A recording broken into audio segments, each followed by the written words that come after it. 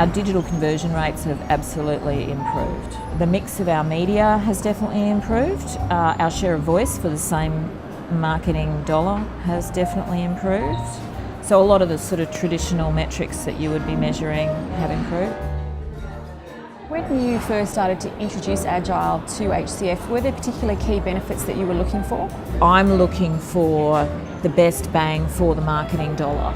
So from an Agile marketing perspective, we have two key periods of the year in the health insurance market, in March and in June.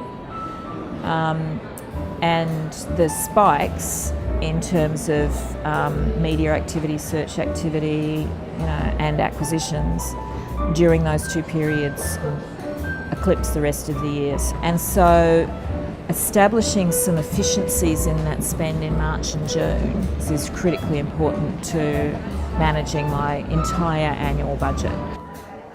Would you say that you've chosen a particular Agile process at HCF? It's a combination from an Agile versus a waterfall thing. I think what we've been working on in terms of the marketing department is trying to develop Agile methodologies, both in briefing and how we develop ideas, but also in the way that we are starting to build our optimisation models around existing customer experience, media spend, particularly during the peak times of year. The next campaign that we're working on, which is due to go live in January, we've refined that to a whole new level, so it's very much iterative. So we're having incremental meetings with either internal stakeholders or agencies that we're going to partner with on particular things. And as we have those meetings and the conversations, we're updating the brief of what it's going to be. We're just commencing a sort of what we're calling an experiment team for media.